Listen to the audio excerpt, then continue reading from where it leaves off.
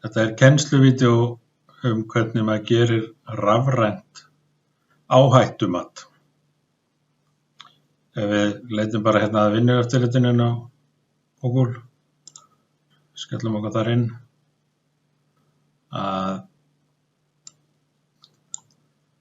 þá sjáum við ýmislegt. Hér til dæmis hægt að tilkynna, það smelli hérna á, þetta að tilkynna vinnuslys og kom bara með ábendingar til Vinnueftirlitsins. En við ætlum ekki að gera það, við ætlum að gera vinnumat og ég ætla bara að nota leitina hérna hjá þeim. Því að kannski breytist síðan hjá þeim og það virka vídeó ekki lengur. Áhættumat. Hérna hjálpargögn við gerð áhættumats. Smella á það. Og það sem við ætlum að finna er rafrænt áhættumat OERA. Smella á það. Og þá gerist hvað? Kemur þetta. Sjáðu, þá sem sagt búið að þýða á íslensku hérna nokkur stykki og að því að ég kenni rafmagns að þá ætla ég að nota þetta hérna, vinna við rafmagn og það nú hægt að nota það í ýmislegt annað. Svo hérna erlendir gátlistar, þar hægt að finna hvað sem á einhverju útlensku, ýmsum tungumálum. Vinna við rafmagn, smella á það. Þá opnast þessi síða, samþykkjum bara allt hérna. Og hérna sjáum við, það til 6 íslenskuð áhættumöt. Og náttúrulega, þetta það sem til á þessum tungumálum. Og við ætlum bara að smella hérna á rafmagnsvinna. Þessi litli linkur hérna, það hann sem við erum að leita. Smella á hann.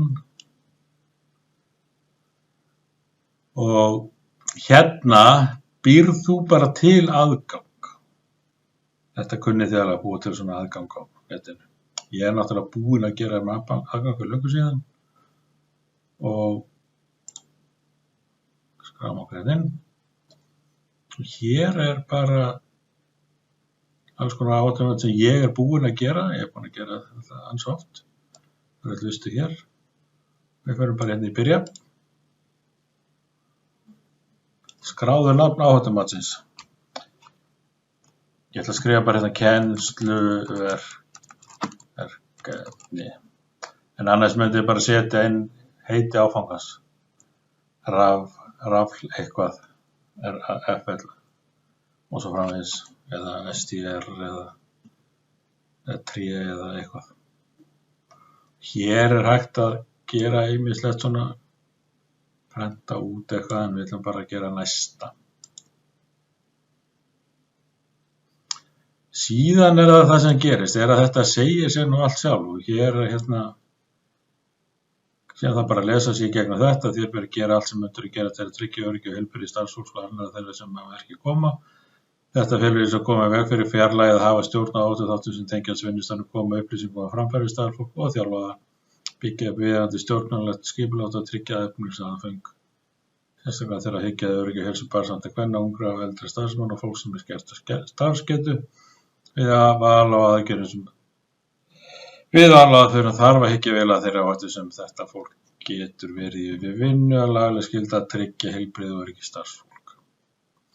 Áhættumati gengur sem sagt út á það að reyna að fara í gegnum það hvað gæti gerst, hvað áhættur eru á staðnum og með því að fara yfir það þá markmiðið að koma í veg fyrir að það gerist, það sem getur gerst. Alveg svo að labba yfir götu, hvað getur gerst? Jú, það getur komið bíll keyrandi og gert þið niður. Hvað gerum við til að reyna að koma í veg fyrir það? Líta til beggja hliða og svo framvegis. Hérna, hvernig að uppfylla skyldur sem varða vinnuöryggi og vinnuvernd á faglegan hátt. Þetta þarf að lesa sig í gegnum hérna. Og ég ætla að fara svolítið hratt í gegnum þetta. En hérna, ef þú ætlar að staldra við og lesa þetta allt saman hérna, eins og við á. Svo kemur bara þessi tékklisti. Og hér spurt, atvinnurekandi tryggir að faglegar öryggisúttektir séu gerðar af honum sjálfu, starfsfólki eða utanaðkomandi aðila. Hérna getum við sett já, vegna þess að það er akkúrat það sem að þú ert að gera núna. Þú ert að gera faglega öryggisúttekt, þú ert að gera áhættumat. Og það áhættumatið sem við erum að gera gildir fyrir skólastofuna sem þú ert inn í. Það hlýtur að vera eitthvað annar sem að sér að gera áhættumatið fram á gangi, til dæmis svona með fasteigna eða eitthvað svoleiðis. Við segjum já hérna og hér er hægt að lesa meiri upplýsingar. Lista halda áfram. Heilsufarsmælingar sem varða öryggi og heilbrigði á vinnustað eru gerðar af sérfræðingi á sviði vinnuverndar.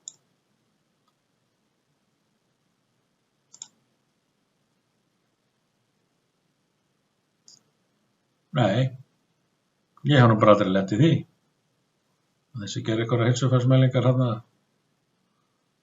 hávaða eða einu. Ég ætla að segja nei.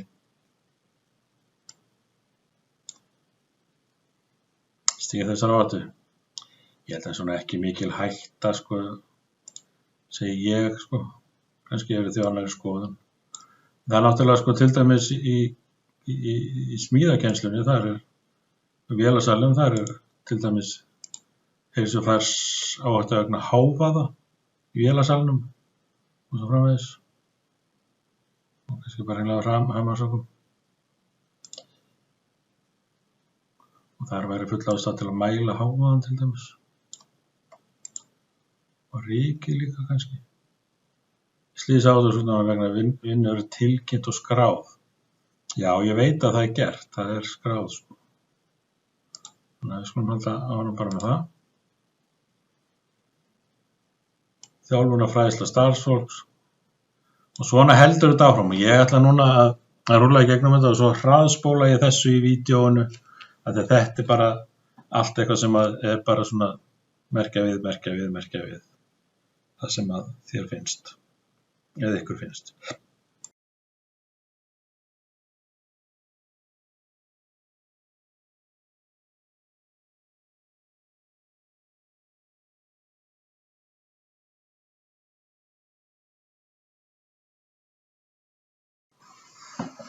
Og hér er þetta að bæta einhverju við sem að manni finnst vanta.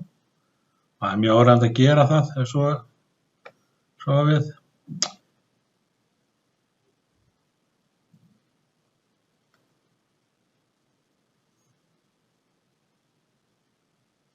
Annars bara hérna áfram.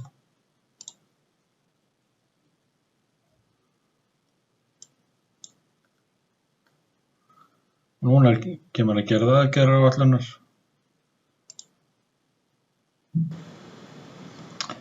Hérna smellum við bara á. Smella. Og þetta er bara víst að halda áfram. Það er verið að plægja sig í gegnum þessar athugasemdir sem við gerðum. Og hérna kemur víst að halda áfram. Þetta var kennsluverkefni.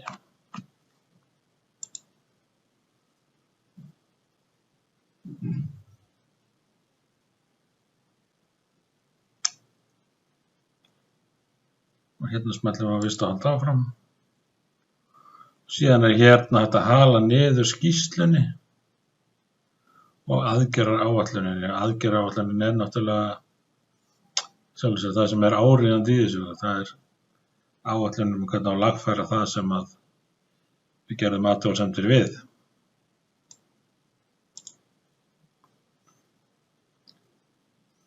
og yfirleitt áhættur hérna.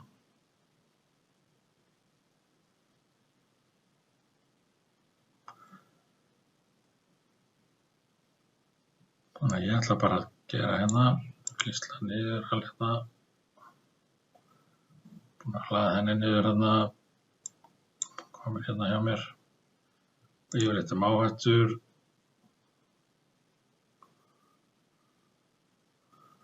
Kemur svona.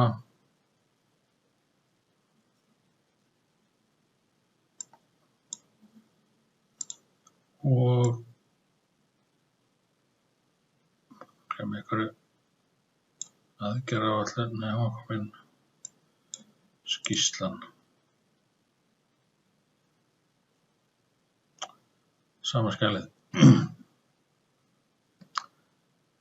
Þá er þetta bara komið.